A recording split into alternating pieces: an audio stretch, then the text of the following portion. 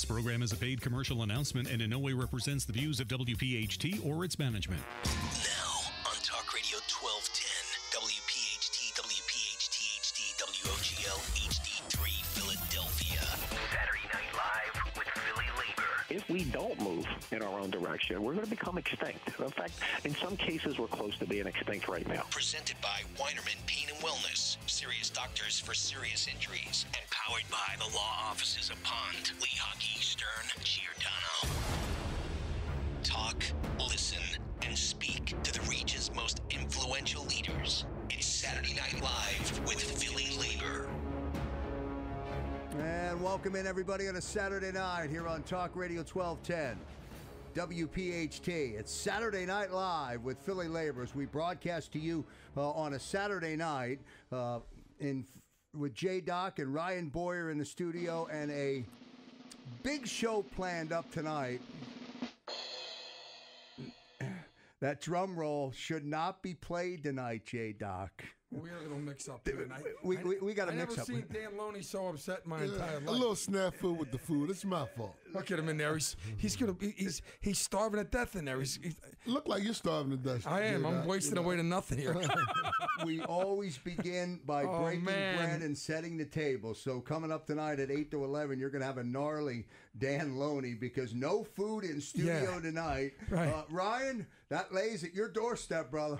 That does. I was working on some things and on some phone calls, and I plumb forgot. Now I left a great cookout to come here. So we could have done that. We could have done the show live from the cookout. J-Doc, what are you going to do? Well, I mean, I'm going to go on a diet. I think Dan Loney's coming in here. Security, please. What's up, Dan?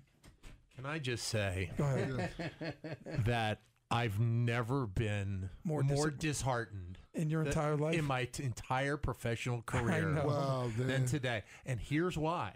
Go ahead. I spent all day not eating at the Little League field, umpiring games for a tournament for my kids' Little League. I had to deal with hot dogs and chicken tenders, and I was like, you know what? I'm not going to eat a lot. I know I've got a great meal coming my way. My God. I feel terrible. Out the window. What age, man? What age?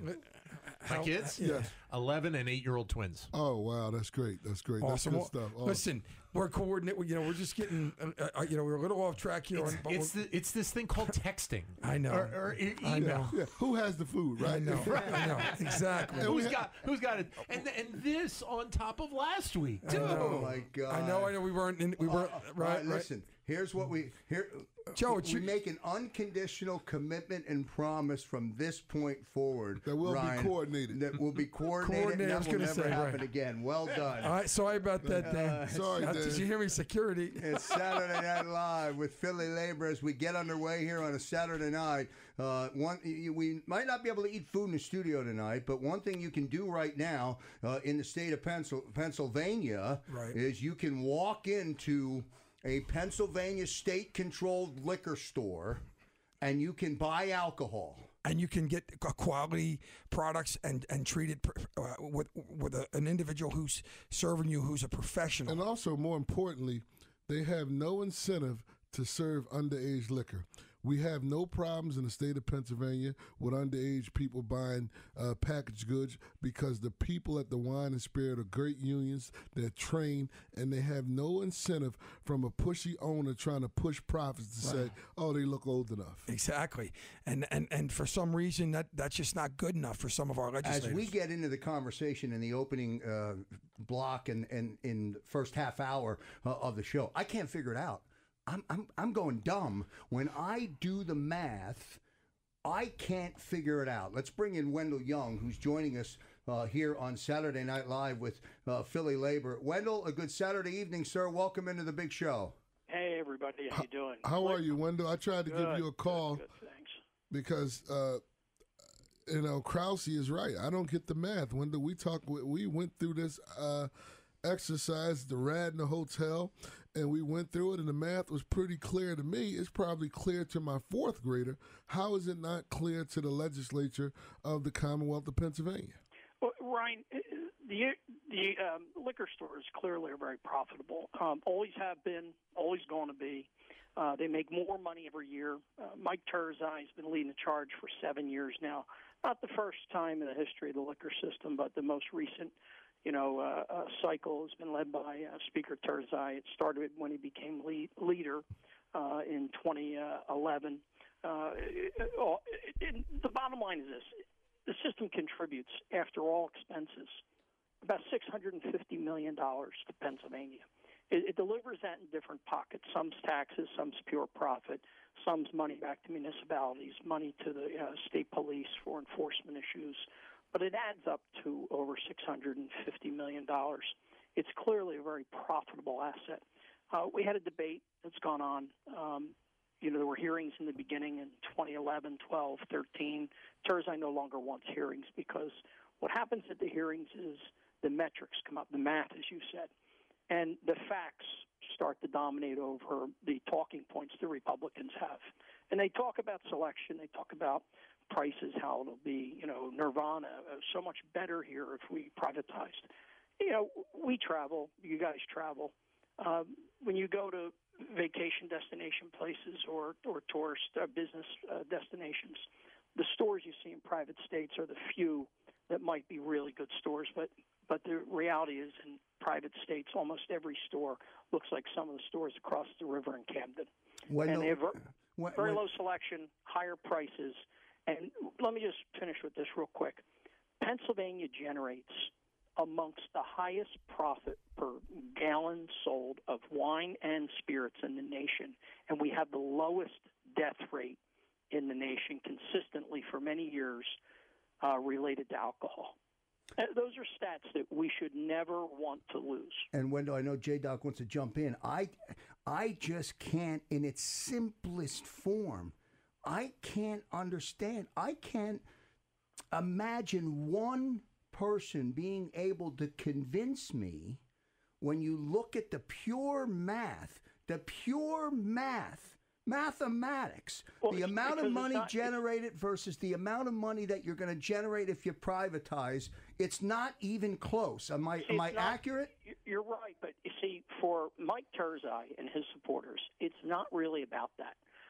They've given up on a fact-based discussion. They go completely on philosophy because what they're really doing is trying to turn over a very valuable asset to private retailers who will pay not only a lot of money into PACs of those who help accomplish this, but in today's world of independent expenditures, unlimited amounts of money into those kind of accounts. And let's face it, who controls this?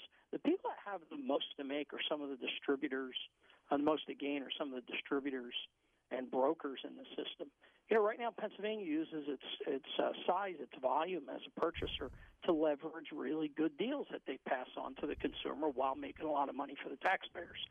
The brokers don't like that. They're the ones that get squeezed in the middle. The producers are still going to get their price. They're going to shave what they pay to the brokers and the distributors. And that's where that's one of the big driving forces here. They don't like being leveraged that way. They'll be able to buy a few more Gulfstream jets and a few more mega mansions on the beach if they didn't have to deal with better pricing for Pennsylvania. Wendell, we've been talking about this, and we've had it. You and I and Krause and Pat Eiding on a show for the last several years, and it's just mind-boggling. And I've said this many times. These individuals like Mike Turzai. So we're talking about the dollars and cents right now, and agree that behind it, how many workers are whose jobs are going to be affected by this, Wendell? So there's 5,000 people, and I'm rounding.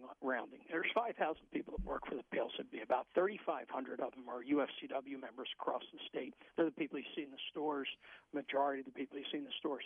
There's an independent managers union under state law. The LRB have to have a separate unit there, so they have a meet and discuss unit. It's called ISSU, Independent State Store Union. They represent around 800 or 900 people. ASME has about 400 to 500 administrative jobs. The rest are management, supervisors, and executives, office staff in Harrisburg and some sub-offices. And then you have the warehouses. The warehouses are run by private contractors, and the biggest of them all is right here in the Philadelphia area, and that's a Teamster warehouse. So it's not just the state workers that are affected by this; it's also the warehouse folks. If this were completely privatized, and some of the things being talked about now will get us there pretty quickly, those warehouse jobs will be lost. Most of the PLCB employees will be lost because most of them are deployed in the stores. Now, we've heard people for years say, "Oh, well, the private sector is going to create jobs for them." All these expanded supermarkets. It's not going to create many jobs. And it's not going to be able to create as many jobs because they'll just have a person that's ringing up your groceries, ring up your wine. I mean, right, it creates nothing. Right. What they're doing now is with the supermarket wine expansion is a great example. They're just rearranging the space. Yeah, this Acme down the street from me just opened their new beer and wine section, and they have less snack foods, less other things. And they didn't hire new employees for it. They just reassigned existing employees. Same with ShopRite down the street from me. They're all doing the same thing. There's no new jobs being created by this. This is a net loss of good jobs with pensions, with benefits that are completely paid for from the sale of alcohol with no expenses to the taxpayer. It's the one thing in the state of Pennsylvania government that actually makes a profit for all taxpayers, even those that don't drink. And Wendell, can I ask you a question about the rural parts of the state and the center of the state where private industry won't even go because there's no customer base? So what about the service to those people? So it's like the post office argument. Ryan, you raise a good point. What some people in legislature are saying is that we ought to at least have private stores in these rural areas. Well, I've been to rural areas of other states, and you got a general store that sells everything, including ammo and guns, and a very small selection of very high-priced, wine and spirits. In our rural parts of the state, we have liquor stores that have thousands of items in them. Even if people rarely buy them, they'll stock things just for the hunters when the hunters are going to be up there. The private sector is not going to do it. Now, some folks complain that our stores don't have enough hours in those locations. I've spent some time up in the woods in Pennsylvania. Not only do we have members throughout all of PA, but I've done some vacationing here in state. And one thing I know, when you're out there in those rural areas, you got to drive a long way for everything, for the supermarket, for the bank, for the drugstore, for the hardware store. Right. You might have to drive an hour. That's why you're out in the rural area. Exactly. So, there's no magic to privatizing this that then you're going to have a liquor store every 5 minutes in the middle of nowhere. Private industry is not going to put anything in the middle of nowhere because where there's no people, there's no profit. Wendell Young is our live guest here on Saturday Night Live with PhillyLabor as we broadcast you live on Talk Radio 1210 WPHT. Wendell, please stay on the horn. We're going to take a commercial break. We'll continue our conversation. And while we're in break, I can tell you this. We're going to try and mash through the numbers. They don't make sense. When you take 5,000 people and put them out of work and the math doesn't add up. From the political officials that are supposed to create jobs. It does not add up. I can't figure out why any one person would want privatization of the liquor stores in Pennsylvania. We'll have more with Wendell Young when we come back. The private sector liquor stores that are across the borders in Jersey or Delaware or Maryland where, it's a minimum wage and folks drift in and out, and of course they have all kinds of problems with underage drinking and robberies and all the kinds of things that we don't have here in Pennsylvania because we have a state-run wine and spirits system. That's Rick Bloomingdale from a show that we did with Rick on Memorial Day, joining us back here on Talk Radio 1210 WPHT. It's Saturday Night Live with PhillyLabor and Ryan Boyer and J-Doc here in the studio. Coming up at the bottom of the hour, State Senator Sharif Street will join us as budget negotiations or budget discussions, Ryan, are still in play this weekend. Well, the budget discussions are in play, and that's why we have Wendell on, because people won't take the tough votes and get revenues in this budget, so they try to kick the can down the hole. So now they're trying to say that we privatize our liquor store, we can get money from licensure, but it's a short-term fix to a long-term systemic problem. So, Wendell, I know you're getting tired of being dragged in every time budget season comes. Well, we have people in Harrisburg all day today, actually all day for the last few weeks, and I'm glad you're switching the budget.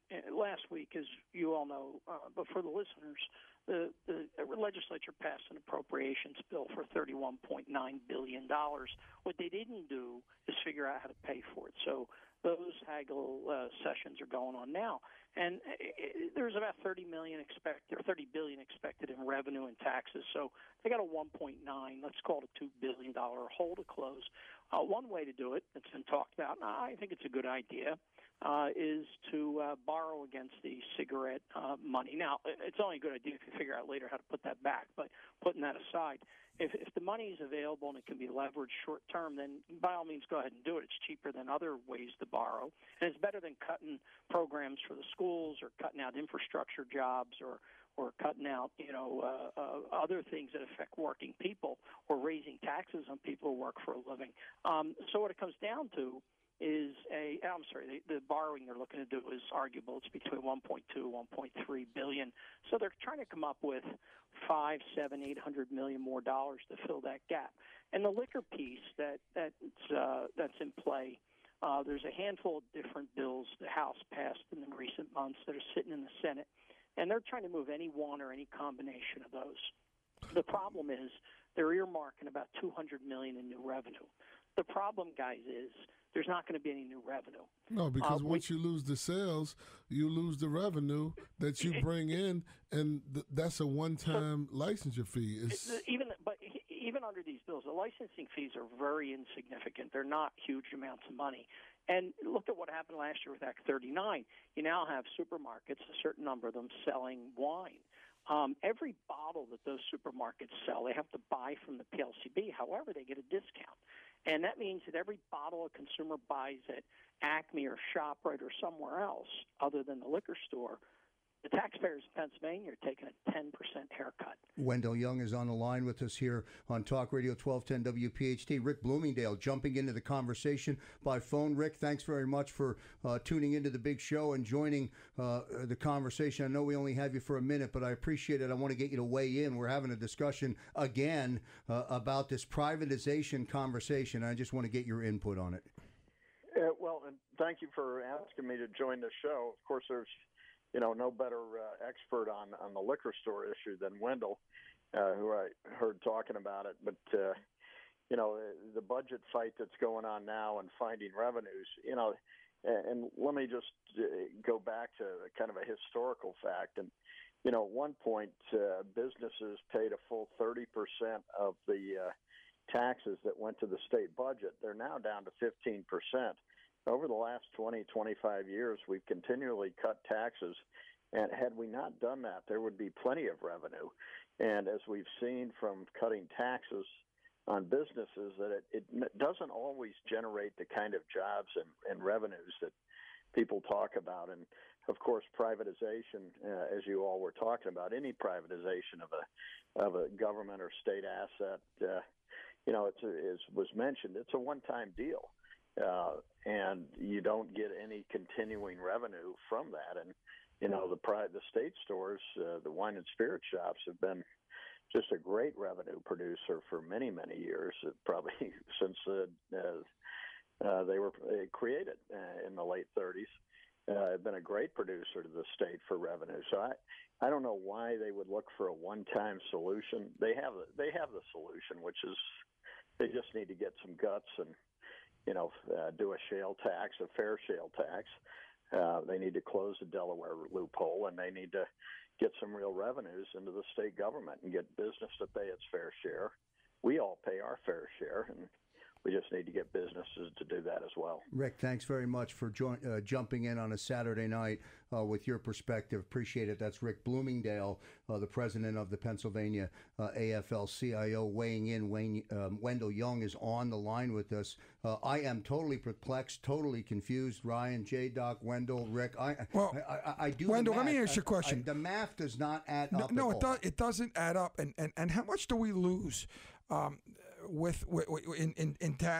taxes in regards to laying off 5,000 people?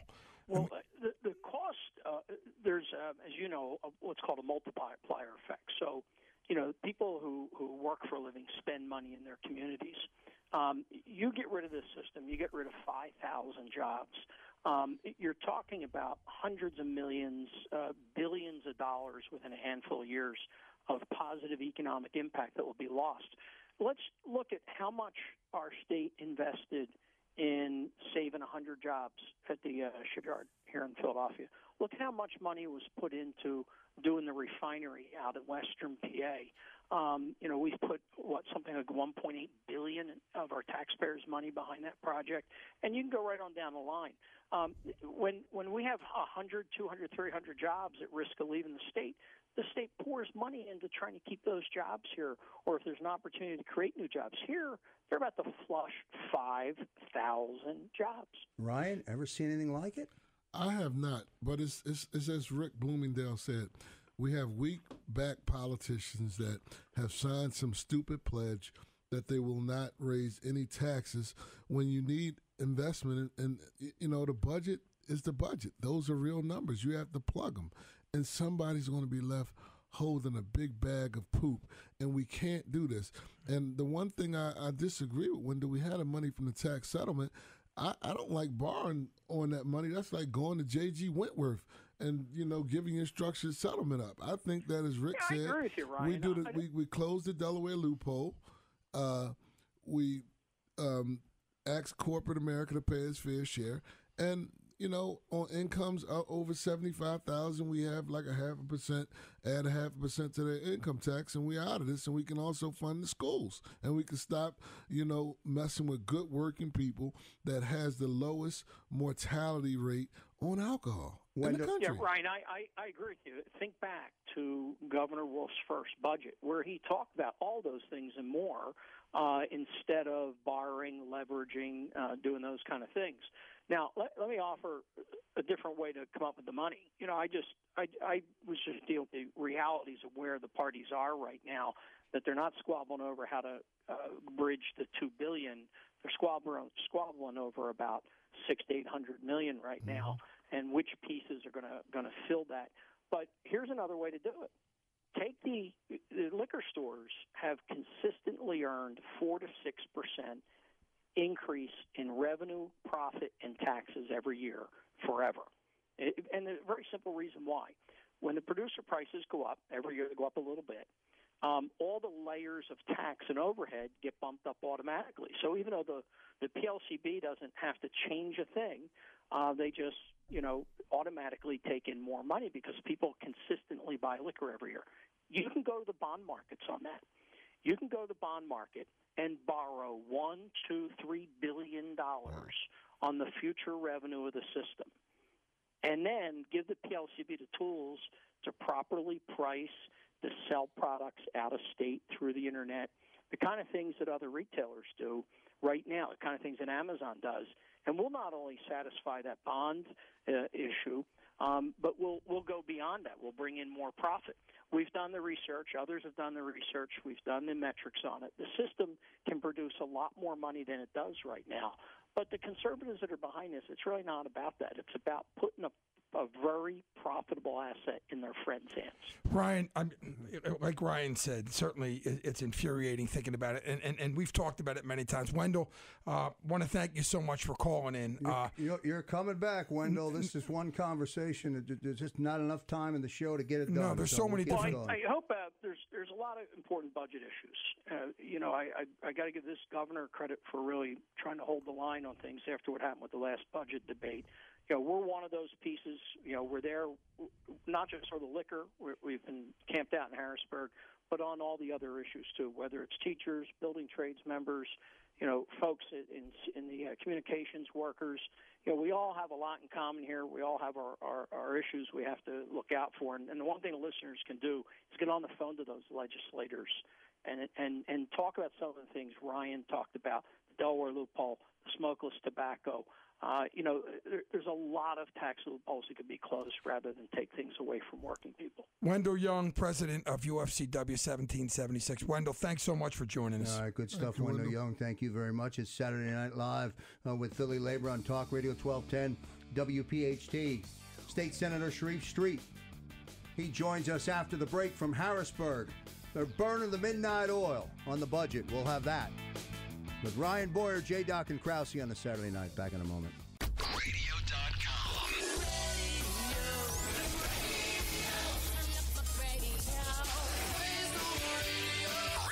PhillyLabor.com.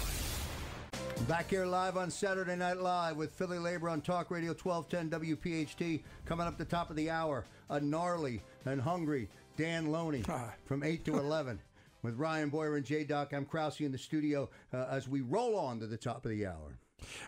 Krause, you talk about our legislators burning the midnight hour, working the weekend, and certainly we have State Senator Sharif Street representing the 3rd Senatorial District in Philadelphia on the line from Harrisburg. Sharif, welcome to the show. Hey, how are you? How are you, Sharif? So what's going on there, pal? Well, we had a busy day of a lot of discussions about trying to generate the revenue to pay for this budget that we adopted. So, talk to us about some of the suggestions people are making. Well, unfortunately, the suggestions don't center around the most responsible things, which would be to generate recurring revenue.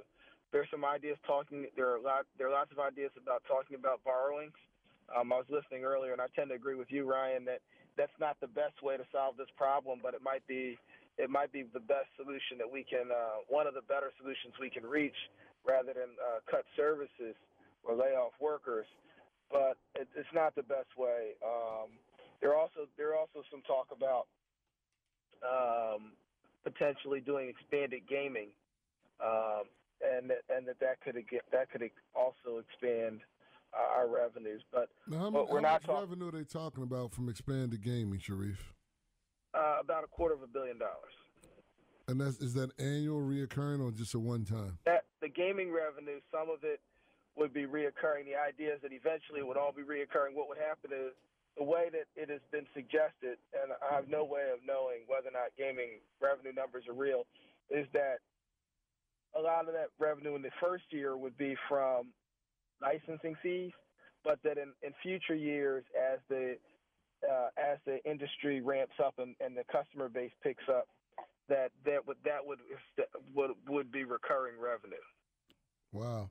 So, Sharif, is there the usual philosophical difference between the 4 caucuses, the Republican House and the Republican Senate versus the Democrat House and the Democratic Senate? And what are some of the sticking points to getting this deal done? What are the greatest points of contention? Well, some of the contentions are, one of the biggest points is that the governor wants to make sure that there's enough recurring revenue and it's not all one-time tricks or borrowing, because there are some concerns that Standard & Poor's announced that if we didn't have some portion of this wasn't real recurring revenue, that we could face a bond downgrade, which means that the amount of money, the cost of running the government and the borrowing would go up. And a bond downgrade could cost us another $12-15 million a year in the indefinite future. So the governor wants to make sure we don't experience bond downgrades. So there has to be recurring revenue. So that's one philosophical difference. But another is that about what type of gaming revenue. The House Republicans want to see VGTs. What is that? In some form. What is VGTs are video games in taverns. Okay. That's what it stands for. Mm-hmm. What the Senate what's been proposed, a little bit advanced in the Senate by both Senate Democrats and Republicans, is that we look at ancillary locations, so that at least if we're going to have a gaming, we can at least get the standard jobs that come out of a casino, as well as the construction jobs of building smaller casino locations in underserved areas. So Sharif, I don't know if you got an opportunity to listen to our conversation prior to. Part of it. Okay, so we had Wendell Young on and Rick Blumendown. We were talking about the liquor industry and the privatization of our liquor stores and the potential of losing 5,000 jobs. As an individual who is represents the 3rd Senatorial District, could you even imagine proposing legislation? Well, I think mass privatization of the liquor stores is a terrible idea. I think it would be a one-time revenue. In the long run, it would cost us more money because we would lose jobs, which means those people wouldn't be paying income taxes. They wouldn't be investing in their communities, and ultimately, those dollars wouldn't turn over. Of course. Wouldn't turn over in the West. So it would be a problem. I think it's a really bad idea. It doesn't. It appears to me that the folks who are advancing liquor privatization are driven by more than. It's not just about revenue. I think they just want to get rid of. They must be tied to other interests or have a different philosophy about how we distribute liquor. Because if you look at it from a monetary percent, the liquor stores and liquor ownership by the Commonwealth is a winner for the taxpayers. It's generated revenue consistently over the years. And a matter of fact, if we wanted to deal with some of our long-time structural deficits, we could pay off some of that by securitizing the revenue from liquor and it wouldn't even cost the taxpayers money to pay off those bonds because that's revenue we know is coming in that doesn't come from taxpayers. Selling a liquor stores just doesn't make any sense at all. It's a giant wheel. Wow. It's a wheel. Well, Mike Turzai is not good. He's not going to rest until he lays off 5,000 Pennsylvanians. Well, Sharif, if I were to ask you to handicap, do you think they would get this bill, this budget done by Tuesday? I would say 50-50 that we're done by Tuesday. I think there's a very real possibility, in part because we've eliminated so many of the options. I support a shale tax, as the governor does, that would bring in $500 million in recurring revenue. We're not even really discussing that. We could do things like securitize liquor sales. We're not discussing that. We could talk about a gross receipts tax on large businesses that shift their revenue, their losses to Pennsylvania, so they don't have to pay taxes here, or close the Delaware loophole. All of those are things we're not really discussing. So what are we discussing? We're discussing a borrowing, and we're discussing some sort of gaming revenue, and then some quick fixes. And so there's not a whole lot to discuss there. And I think once we resolve which type of gaming revenue we're going to have, we'll pretty much be able to close out this budget in short order, in a way where we have enough recurring revenue that we don't have to worry about our bonds getting downgraded. But at some point, we have to look at growing the gross domestic of the product based on something other than just gaming. And I don't have a problem voting for gaming revenue, but we do need to look at other sources of revenue. We can't be a state or our only new sources of revenue are increases in gaming. As Nevada, the biggest gaming state in the country, moves away from gaming as a percentage of its GDP because gaming is fickle and millennials don't gamble. That's why they moved into marijuana. I don't want to get into that conversation, but that's why. But they moved. But they moved into tourism and other things prior to marijuana. They're right. Gaming used to be 60% of their revenue. It's down in the 30s now. And that was before medical marijuana, Krause. Yeah, so gaming is, in Pennsylvania, gaming is an expanded part of our gross domestic product. We are also, we did move towards, we have now legalized some forms of medical marijuana, which is going to come on board in the next fiscal year. So there'll be some revenue for that, and I do support an expansion of marijuana, but I think we have to look at investing in more traditional businesses as well, and attracting complex manufacturing and those kind of family sustaining jobs, ultimately to have a stable economy. We're not going to do that between now and closing out this budget, but if we look towards future budgets and a strong economy, it has to be diverse. And it has to be an economy that's based on family-sustaining jobs. And like you said, Ryan, gaming can be fickle, and it should be a part of an overall tourism and hospitality industry. It shouldn't just be a standalone thing. State Senator Sharif Street joining us here on Saturday Night Live with PhillyLabor on Talk Radio 1210 WPHT. Sharif, can you stay with us while we go to a quick break? I don't know if he got you there. I don't know if he got you. Sharif? It sounded like the cell phone monster got him. Well, let's go to break, and then we'll bring Sharif back with us after the break on Talk Radio 1210 WPHT. Back here live on Saturday Night Live with PhillyLabor on Talk Radio 1210 WPHT, presented by Weinerman Pain and Wellness, serious doctors for serious injuries. Well, listen, we're back, and we're talking about this. We're hungry, Rye. We're hungry. We're back, man, and we're hungry. I'm going to McDonald's after this, man. J-Doc is gnarly. I'm wasting away to nothing over here. Senator Street, I would be remiss and be a building trades guy and didn't ask you in that budget, is there room for RACP grants so that we can spur this economy through building and construction? Yes, we actually expanded the something we adopted that we voted out of I think committee today, wasn't it? An additional $75 million in RACP over the governor's original request. So there is a significant amount of additional money for RACP spending.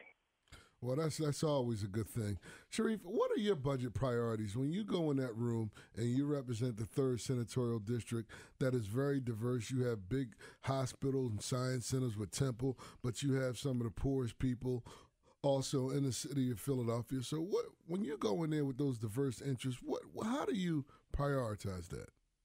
Well, I've been making sure that the healthcare dollars don't get cut. We have a huge Medicaid population and some of the largest uncompensated care at both Temple and Einstein.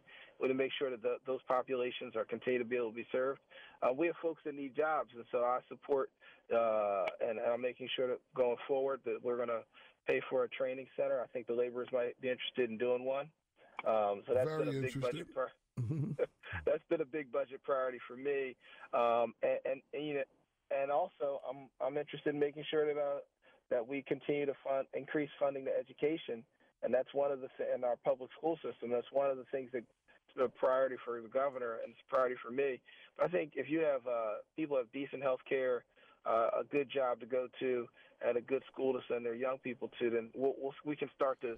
That gives us a framework to build communities around. And Sharif, talk about the minimum wage. The governor wants calls for a minimum wage increase to $12 per hour, and then you got State Senator Scott Wagner, who wants to raise it to $8.75. I think, what's it, over 3 years, Ryan? Who makes his money off of government? Unbelievable. Yeah, well, what a hypocrite. Part of what I mean, I was supportive of the fight for $15. I certainly think the fight $12 is a reasonable number that the governor has proposed.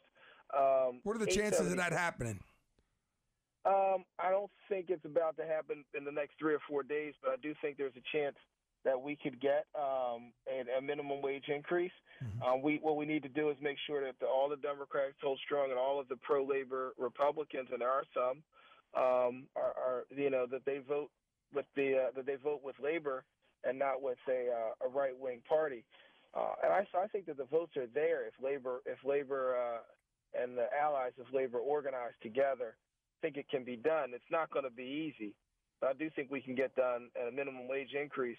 I think it's unfortunate that Senator Wagner wants to limit it to just $8.25? You said. I mean, it'll keep a lot of people. Yeah. Right, $8.75 over 4 years. Over 4 years.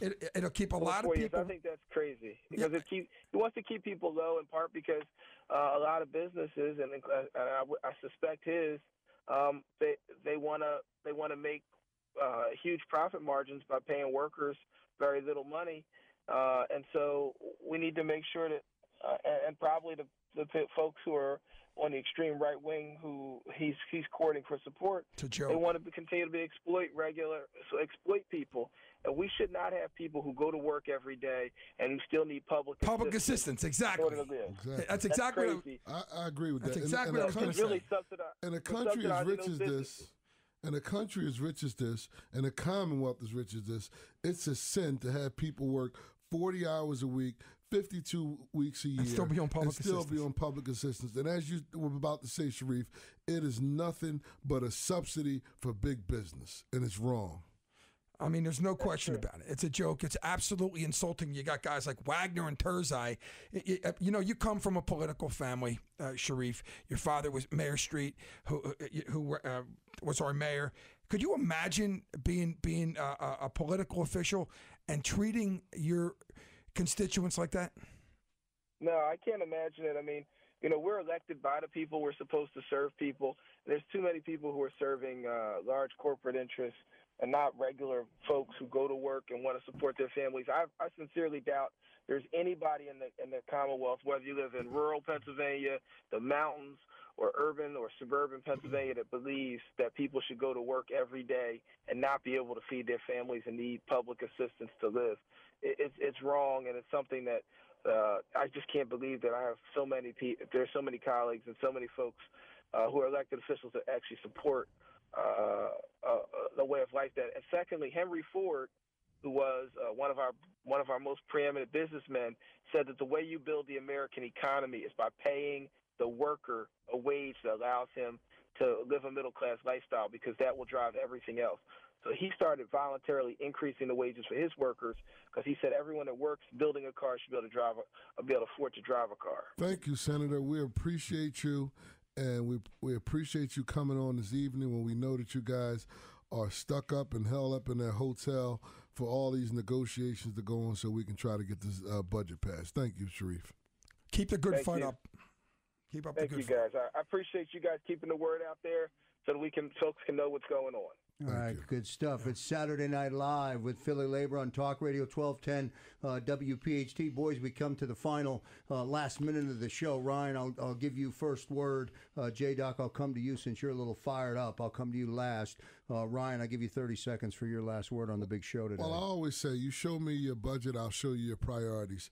And we have to prioritize working men and women in the Commonwealth of Pennsylvania.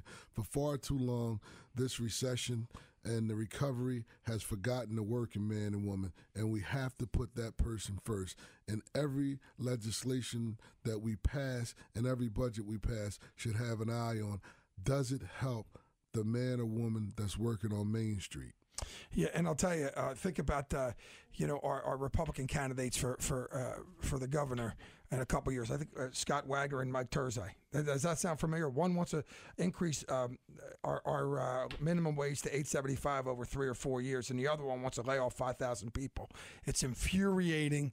It makes me sick to my stomach, and I don't know how they look at themselves in the mirror before they go while they're brushing their teeth. Whatever. If they brush their teeth. On that note, we say goodbye on a Saturday Night Live. It's Saturday Night Live with PhillyLabor on Talk Radio 1210 WPHT, presented by Weinerman Pain and Wellness, serious doctors for serious injuries. For Ryan Boyer from the big chair, for J-Doc, I'm Krause. We'll see you next time.